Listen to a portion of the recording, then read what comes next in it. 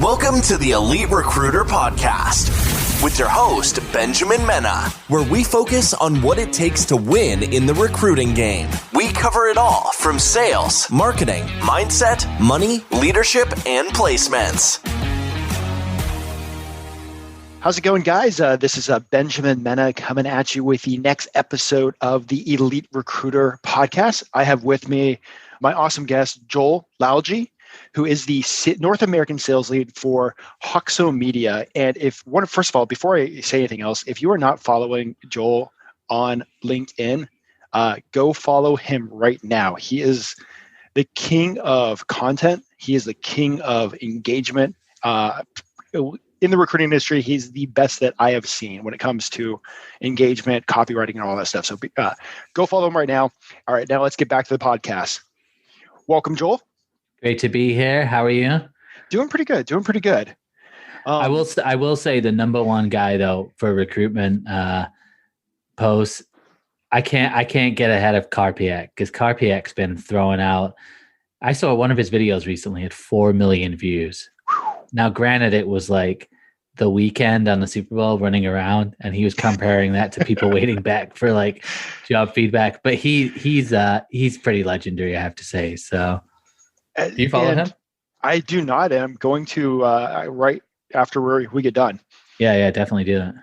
And I think I've seen that like somebody comment on my feed, so I've seen him pop up, but I'm not directly following him. Yeah. And so, real quick, you're like. I know we spoke a little bit before the podcast. You got a background in recruiting, and then you moved over into like on the marketing side. Can you talk about going from recruiting to marketing and why the change and how do you all that good stuff? Yeah, absolutely. So, so I was in the recruitment agency world. I worked for a startup that was based in Milwaukee, and they actually had kind of a unique billing model, so a unique approach to recruitment.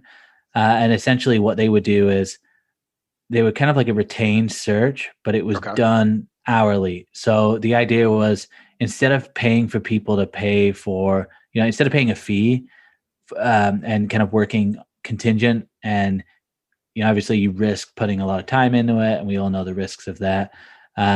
Instead, what they'd say is like, hey, we'll work 10 hours a week on the search that you have, and then you can just pay us for the time. So if it takes us 50 hours to fill the position, you pay us for 50 hours. If it takes 100 hours, you pay us for 100 hours.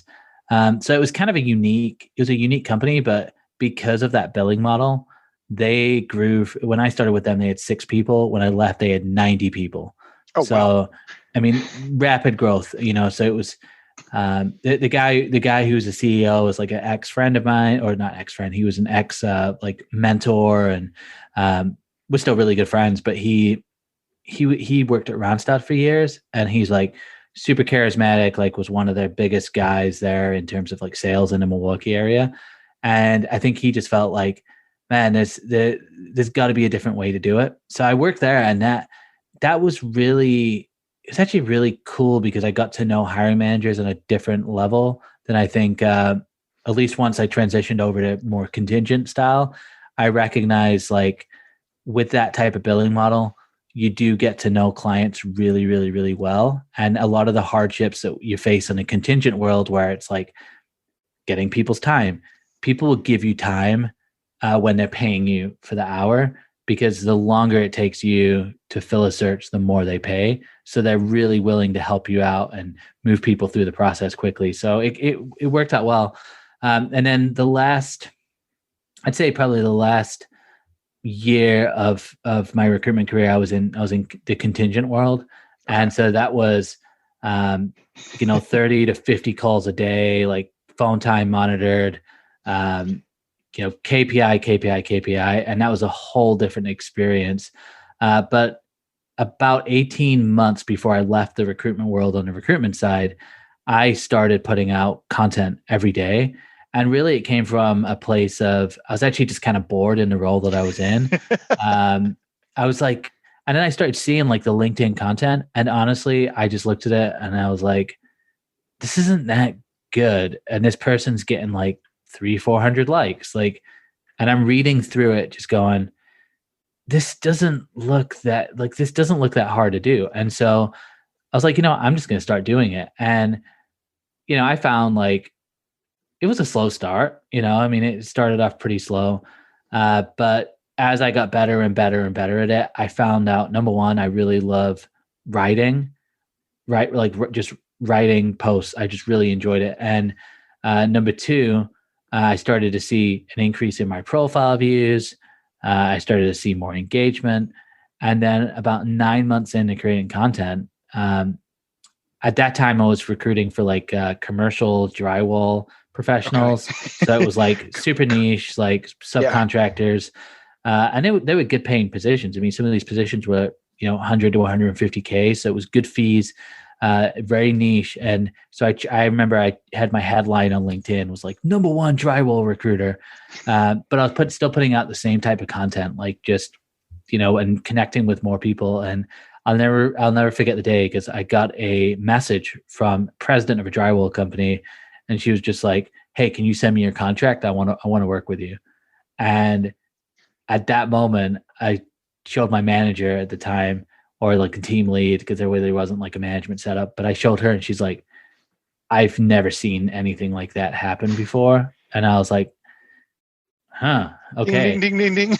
That's what it was like. And obviously we all get candidates reach out to us, but to have somebody reach out and just say, "Hey, I want to do a client, I want to be a client of yours, send me your contract," it was amazing. And then to follow that up, I said, "Yeah, let's get a meeting set." And we had an hour-long meeting. And at the end of the call, she was just like, "This is the best call I've ever had with a recruiter." And I was like, "Well, why is that?" And I was like, "I think it's just, there's something different when you're not having to fight somebody to like believe that you can recruit for them. When they just come to you, it's completely different." And I think all of the experienced recruiters out there, that's what a referral is, right? Like that's how the business runs. But this wasn't a referral from like someone I'd worked with in the past. This was like a brand new person I hadn't known. And that's what I realized, like, okay, content does work. But again, it was 9 months of consistently posting on LinkedIn every day, weekend included. So before I ask about like the type of stuff that you're posting, like I know in the marketing world, organic has become hot. Yeah. And I mean, you kind of figured out and ran into organic on your own. Yeah. Rolling into that, like, what are some of the things that you were posting about then versus, and then going into some of the things that you're posting about now? Great question. Yeah, I think when I first started, like, number one, I didn't know what content was, never heard of the word. I didn't really know what copy was, and I wasn't on any of the social media sites. So it's not like I'm some like Facebook guy. Like I'd actually sworn off social media. And so the only thing I was on was LinkedIn because of work, right? Because I was on LinkedIn Recruiter. So I have zero background in this. So I literally started off with, my first video was a 4-minute ramble on how I got my first job using LinkedIn. And it's actually a really cool story, but it was 4 minutes long, 0 subtitles, and it was done on like a Zoom call like this. So it was crap. Looking back, it was really bad, but I didn't know any better. And then like the second post I posted was like a picture of my daughter, who was like 3 months at the time. And she had a sign saying, I wrote a little thing saying like, what was it? It was like, "My 2 priorities are eating and pooping."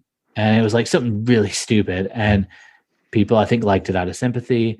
Then I remember like some of my other earlier posts were like, I did stupid stuff. Like one of them was I did like emoji math, where I thought, oh, this could be really creative. And so I did like a strong arm plus time equals money. And like I did this, and looking back at it, I would never ever post that now. But I appreciate that time because, number one, I was just doing it because I enjoyed it and I wasn't looking to build a personal brand. Like even that word didn't mean anything to me. Now, and then when you start to look at the evolution, I mean, now I would say with my content, like I talk a lot about creating content on LinkedIn. So it's got a little bit meta in that form. So I talk about creating content on LinkedIn. I talk a lot about like recruiters specifically, like being trained in a different way. So for example, like training recruiters on how to write effectively, how to write persuasively, how to do different content ideas for recruiters as well. And really the pain that I see in the industry is we, as a full desk recruiter, it's everything's outbound and we're great at it. We're the best salespeople. We're great at it. But the reality is it's a really hard industry to come into. And that's because it now requires a lot. Now, starting out, like if you've been in the industry for 20 years, I get it. You make 20 calls a day and you make millions of dollars. Awesome. You pick up the phone and CEOs answer. Awesome. That's not happening if you've got 6 months experience in the recruitment world. You're having to make 200, 300 calls to really get traction and be successful. And the job order you get sucks at the end of it. So and the training, because I sat through the training, is like, when it comes to LinkedIn, it's like share the company stuff, share job descriptions. And what I sincerely believe is if you teach recruiters how to get really good at writing, how to get really good with social media, how to learn how to storytell, that if they do that and they do the cold calling, that in a 2 to 3 year span, probably even less than that, they can pretty quickly become really well known in an industry. The problem is, and this is from conversations with hundreds of agency owners in the last month. I just asked the question, what's your training around LinkedIn? Actually, the first question is I say, how much time do you think your recruiters spend on LinkedIn scrolling? And usually they'll say like probably 2 to 3 hours. I go, okay, well, how are you teaching them to like maximize that time? Or what's your strategy for LinkedIn content? And most of the time, there's zero answer outside of, well, we teach people how to do Boolean searches. We teach them how to use LinkedIn Recruiter. When it comes to the content, there's zero strategy. And that to me is where the biggest learning curve is in our industry. It's like bridging that gap and going, okay, we need to come up with an effective half an hour to 45-minute strategy every day that's simple and easy to execute on, that over time, just like investing money, over time, it compounds into something great and something that works for itself and produces inbound leads. I mean, I'm starting to see like what you're talking about coming into our industry, but I mean, how many of us, like, you know, including myself, got trained like, hey, reach out to 75 people a day. Numbers. That's their goal. And of course, like, you know, the game has changed now. How many people actually pick up their cell phones? How many people actually pick up their work lines? So, you know, creating a strategy to make yourself the well-known person in the industry, like, is a necessity now. Yeah. Yeah. And that's, I think, to me, that's what it's about. It's like you can play the numbers game and the numbers game will work. It just takes more numbers now. And I think the issue is like when I look at agencies, the conversations that I have with agency owners, real owners, they say, we've kind of got like a generational gap where we've got people who have been doing something for 20, 25, 30 years. They've put their whole family through college. They've made millions of dollars. Great. Right. Then you have like this 0 to 5 kind of experience level. And you know what? They're burned out. And the problem is what happens is they burn out. Then they go into like an in-house recruitment role. And then they won't take any phone calls from external recruiters because they had a terrible experience. And I'm not saying that's 100% true, but it can happen a lot. And obviously, I think the other thing that's starting to emerge is like the full desk role. It's almost becoming, I don't want to say it's like becoming extinct because that's not right. But I think people are seeing that like there's different skill sets within that. And, it's like it's sales mixed with consulting, mixed with, even something like just being really persistent. But when you start talking about like advanced sourcing and like Boolean, like sourcing becomes kind of a skill of its own. Cold calling and business development is a skill of its own. And, it's like the full desk. It's like, I think it's harder and harder to find people like that. So I think there's different people that can fulfill different roles in the recruitment world as well. So, and then to your point, I think marketing is emerging more and more. And I just did a poll on LinkedIn the other day, and I get it. It's a LinkedIn poll, whatever. It's not like this huge data set, but you know what? 6,000 people responded. And the question was simple. Do you answer a phone number you answer unknown numbers from your cell phone? And it was like out of 6,000 people, it's like 70% said no. And the 30% that said yes, I went through, it was all salespeople. I was about to say, I was like, I just saw a poll last week. And I think it was like 93 or 94% of people don't pick up their phone for an unknown number anymore. So I was like, it's got to be salespeople in there. It was. And then when you go to the comments, I got 400 comments and it was like, I totally answered. And it was actually all recruiters and salespeople. And I'm like, dude, come on. With the amount of warranty calls you get with that, it's Social Security. Exactly. There's so many scams. And I think, hey, I'm not just saying, I think it's the same concept with like a marketing newsletter, right?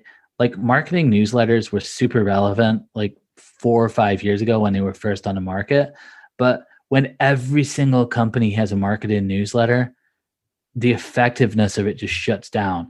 And so with a lot of these concepts, it's like, to me, the writing is huge because I think writing is a skill that we just don't teach enough within the industry. And that could be like creative email subject lines or creative emails. Like that's a skill set, which I don't think we teach enough. And it's just as important as like your phone manner or phone calls or interviewing. But to me, it's like, we need to be up on different trends. So if, we were talking before this call about Clubhouse, like Clubhouse is a relevant thing to know right now. Like if you're in tech and you're in tech recruiting, you should be on Clubhouse because there's a lot of tech people on there. And, it's like, learn that, like understand it, learn how you can use it, learn how you can spend 30 minutes, go into some rooms on topics that you care about, find the people on LinkedIn, connect with them and have a basis point. So, I want to chime in quick. I'm on Clubhouse every now and then. I've pulled candidates that I've submitted to my clients from Clubhouse. Exactly. Look, to me, the game now is the same as it's always been. It's what's the quickest and most efficient way to connect with people? That's why cold calling works. Like that's why people like it, because in theory, you could make 10 calls and you could get 10 connects with great people. And you hit it off with them and they're great candidates or they're candidates in the future. In theory, the problem is that truly the most efficient way to reach people? And I think a lot of times, like I posted about today, it's like this battle, when I start talking about inbound marketing, it's like they think it's like this fight between cold calling and inbound marketing. It's like, no, it's being well-rounded and it's understanding fundamentally the psychology of the people you're trying to reach. And to be honest with you, like anybody that tells me like cold calling is the most effective way, I'm like, no, I think warm calling is more effective. And I think cold calling is an activity which you have to do. But what's the goal? The goal of the cold call is you got to build trust. I think there's better ways to build trust over time. I think the cold calling is always going to be the quickest way. But I think long-term, like when I say Greg Savage and you know who that is, yep. And the 50 recruiters who might be listening to this going, this guy's an idiot. I don't know who you are. So that should show you the power of like a blog, because Greg said in 2012, when he started his agency, or 2009, whenever that was, he said, what's the best way for me to market this? I'll just start writing and doing a blog. Now that thing gets 1 million hits a month and he gets business off that he turns down because he's got so much coming in. And I think that's how you have to think. And it takes time, but you have to be investing in that. And to me, like in 5 to 10 years, if you don't have a social presence, it's not just recruiting. If you're a financial advisor and you don't have something on social, or you don't have like an internet presence, you're done, man, because someone else is going to do that. If you're in real estate, same thing. If you're in banking, you got to have a digital real estate, or something that somebody can look up, just like you look up what's the best neighborhood to live in, or what kind of shoes should I buy? Like that's what people do. So if you think that doesn't happen, I don't know. Let me pause that real quick. Yeah. So people that don't have a strong social presence and strong digital real estate, what are the quick 1, 2, 3 things they could do to start really getting that going? 100%. Great question. Number one, I think you start off with engaging with other people on social media. So quickest way to increase your profile views, comment on 100 posts. Quickest way. Because if you post, I hear people, I'll start posting every day. Not probably the quickest way. You want to start doing that so you can build up traction. But the quickest way is to scroll down your newsfeed, comment on 20 posts, do that every day, and you've got 100 comments out there. And the reason this works is, I'll flip it back. If you post and somebody you don't know comments on it, what's the first thing you do? You go look at their profile. Exactly. At least I do. So that's the quickest way to build awareness. It's the most underutilized skill on LinkedIn. Is so many people are focused on, what do I put out? What do I put out? Nah, just find what your prospects are putting out and support that and do that daily. Your profile views will, if you're getting 50 profile views in 90 days or 100, you just do that for 1 week, you'll probably double your profile views. The next part of that is to start, as you're doing that, looking at the content that's out there, seeing what works well. So if you see a piece of content that's got 400 likes, take a look at it, read it, look at how it's formatted, see what the topic is, and start thinking, why did this do well? Read through some of the comments and start understanding why it did well. And the more that you consume, the more you're going to just see what does well and what doesn't. And then you can start to implement that. So find the people, find Adam Karpiak, find myself, find you, find Adam Posner, find people in recruiting who are doing decent or well with content, and start to emulate them and find your own way of doing it. So those would be my 2 tips. I think if you're looking at starting content, don't commit to every day. That's like me saying I'm going to commit to the gym every day. You're going to get a month in, you're going to burn out, then you're going to take a week off, and then you're going to feel like a failure. Instead, start once a week, twice a week, 3 times a week. And it's like a lifestyle change. It's like, it really is. It's like, you have to just be like, okay, I'm going to commit to this. Because again, too many people start off and they invest really heavily with time, and the ROI takes months, if not years, which is really hard to hear.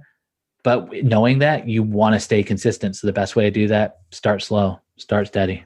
I mean, seeing you on there, I've been kind of upping my game on LinkedIn and a few other things. And surprisingly, I know that you've talked about having like just inbound leads coming. I've actually started having inbound leads coming from stuff I've been posting. Dude, I love it. Well, because fundamentally, look, and I say this a lot, like, if you're a recruiter and you've been doing it for more than 5 years, there's 3 types of people who are going to be out there that know you. There's people you've placed, people you've worked with or are working with, and then there's prospects that you've probably reached out to a ton. Like, we all have those people, and the longer you've been in the game, the more of those people there are. So if you start, like, you got 2 options. You can either you can collect your email list or run through your ATS and go, hey, what are your forecasts for 2021? Want to do this? And like everyone else is doing, or you can put out a video about whatever, who cares? Something that like think about sales calls. Like, you don't just lead in with like value. It's always like, hey man, how's it going over there? Great. Oh, where are you out of again? Oh, I'm out of Milwaukee. Cool. I got family in Milwaukee. Like, that's what conversations sound like. So that's what content should sound like. And literally they look at you and go, hey man, I actually like that guy. I wonder if he, doesn't he recruit? That's how it works. I mean,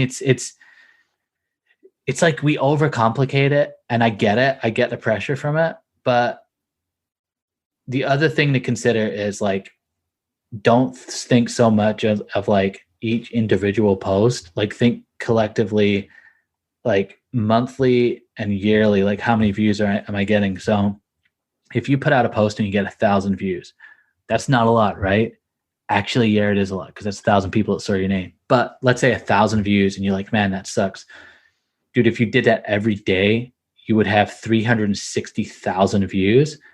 Then all you got to do is go on Facebook and go on their ad page and figure out how much money you'd have to spend for 360,000 views. automatic ROI.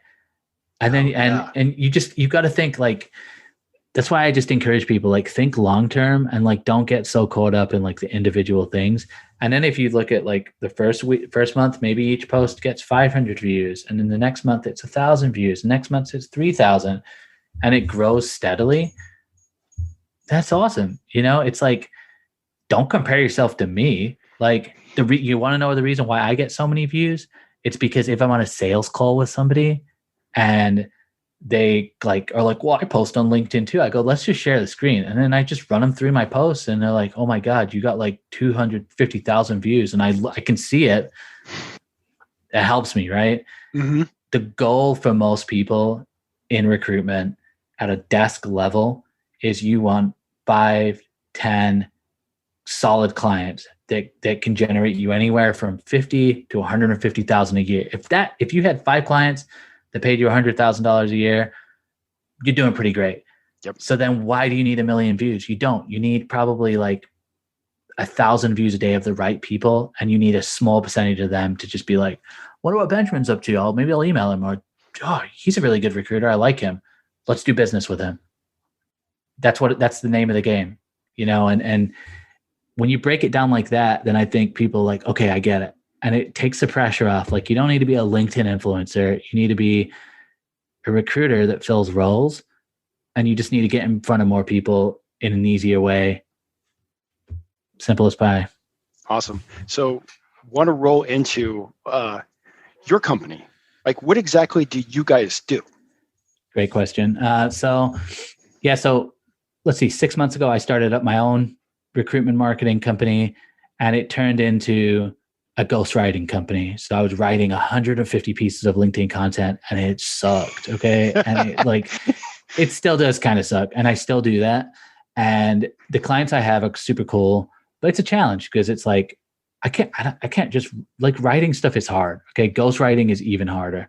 So the way that I ended up being was like, I got 8 clients right away, and I still work with them, and they're all different levels. But I didn't want to scale it. Like, I didn't want to just hire copywriters in Thailand to have them write it. Like, that's not my style. Like, I care about people's story. So I ended up hooking up with this company called Hoxo Media that are based in the UK. And the way that happened was just like this. The owner was like, hey, dude, you want to be on a podcast? Like, you're killing it on LinkedIn. I was like, sure. We had a conversation. I said, what's the goal for the company? He said, dude, we'd love to be in the US, but it's so hard for us to find someone that isn't just a salesperson, but that's like a brand. I was like, dude, I'm a brand. Like, I'd love to help you guys out. And so we're a full-scale digital marketing agency. That's who we are, the core of what we do. Okay. But when the pandemic started, Sean realized, like, I've got to give back to my clients more because everybody's hurting and everybody's afraid. And so he set up an academy, or like just a mastermind group, where he just ran through the agencies he was working with, just ran through that whole team, like a basic LinkedIn training program. And at that time, I mean, I think there was a price tag attached to it, but it wasn't that much, and it really helped them. But then as he started running through it, he was like, man, this is really helping like them at an individual level, at like a desk level. And it's creating community, and it's really helping them. And so he came up with the idea of like, okay, I need to actually put something together and teach them. And just to give you a little bit background on Sean, like, his podcast in the UK gets 20,000 downloads. He's like really well known in the UK. He's got a recruitment background and kind of a similar story to me. So he's got good LinkedIn presence as well. And so he was like, okay, let me formalize this. Let me put together a program. Fast forward to 2021, we have a conversation. He's like, dude, we would love to roll out the academy in the US. And so it started off for the last couple of months. I've just been selling that program, like 8-week course, ongoing community. And over the last couple of months, we just decided, you know what, we've got to, we don't want to just be a course, right? Like, everybody's got a course. It's not hard to teach a course and put a course together. What's hard is like being there for somebody like 6 months after they've done the course, and like making sure they're continuing and like encouraging them and inspiring them. Because you can buy a LinkedIn course for $119, but it won't do anything unless you do something with it. And it's just like the gym. I know what to do. It's just like doing it. And we decided like the best way to do that is to teach the foundational course and then put people into a LinkedIn community. So a LinkedIn group where we're putting out daily content on there that's exclusive, and then running like ongoing courses. So now my job is like I teach the academy. So I teach the whole program. And then I run twice a month sessions on like deeper topics. So like this month I'm doing how you could use Clubhouse potentially. And we talk about like how SEO works on Clubhouse, how your profile should look, what types of rooms, how to set up a moderation squad, how to do a back channel, like getting creative with things. Then I talk about TikTok, like how could you use TikTok in recruiting? Now I know why all the recruiters are in Clubhouse, because of you. I would say there's a couple of people. I mean, the guy that I think he's killing it on there right now has got like 30,000 followers, and he's just like setting up rooms, but he's not even a recruiter. He's starting a staffing agency based on the fact of how well he's doing. Yep. And I think you've been in some of those rooms too, so you know who I'm talking about. Mm-hmm. But yeah, that's what we do. So we have the 8-week course. You pay a monthly fee, and basically you get into that course. Everybody in your agency can go through the course. And if you hire someone new, they can go through the course. And then the idea is like, we want to build like the biggest recruitment marketing community that's full of recruiters, where we're sharing stuff. And like, I'm not talking about a pod here where we're just like liking each other's posts to like it. I'm talking about like a mastermind of like how we can spur on the modern day recruiter and just encourage each other to success. And then I'll be deep. I'm jumping in there with like, I know a lot of stuff about the algorithm, and I posted 1,000 times last year. So I'm bringing that value in there as well. And bottom line, man, we ran through like what our vision is. Our vision is like, we just want to usher in like the true modern day recruiter. And we want to equip the people that we're working with at the agency level on how they can multiply their business at an individual recruiter level. So talk about an absolute game changer. I know we're running a little short on time. So real quick, question I ask everybody: your favorite book what is your favorite book? And you can say either the book that has had the biggest impact on your career, or a book that you're reading now that you're getting a lot of value out of. Dude, so for me, the big game changer is I read Think and Grow Rich in like a day, and that was 2 years ago. And that was a book. I went on like a reading spree where I read like Think and Grow Rich. I read like How to Win Friends and Influence People, like the 4-Hour Work Week. I just read all these books, but the biggest one that I go back to is Think and Grow Rich. And at that time in my life, like I was just, like I said, really bored, and I didn't know what to do. And I remember sitting there just asking like, what should I do? What should I do? And I actually stopped reading. So I read every day for 6 months, and then I stopped because I was like, man, these books stay just saying the same thing and I'm not doing anything. And then literally 3 months later, I started posting on LinkedIn, and it kind of came out of nowhere. But I realized that like what had happened was it's almost like I wanted it so bad, but I had to like take a step back. And then once I started on LinkedIn, I started to believe in myself. And I became better at recruiting. I became better at everything I did. And so, yeah, I love that book. And I think mindset and the way that we think and the way that we limit ourselves is like the difference between making it and not making it, and just being open and seeing like opportunity and conversation and collaboration and networking and all that type of stuff. So yes, sir. Cool. Joel, thank you so much for coming on. An honor. I've chatted with you before. You've a wealth of knowledge and always a pleasure to chat with. So thank you for joining us on the podcast. You know what? I can't wait to be a part of your club on Clubhouse. Appreciate it, man. It's awesome to be here, and I'm super glad that we're connected, and it's cool to see you executing and hearing those stories about inbound leads. That's what I love to hear. So it's awesome. I love it. I'm going to have some fun. All right. See you guys later. Up until the next episode. Thanks for listening to this episode of the Elite Recruiter Podcast with Benjamin Mena. If you enjoyed, hit subscribe and leave a rating.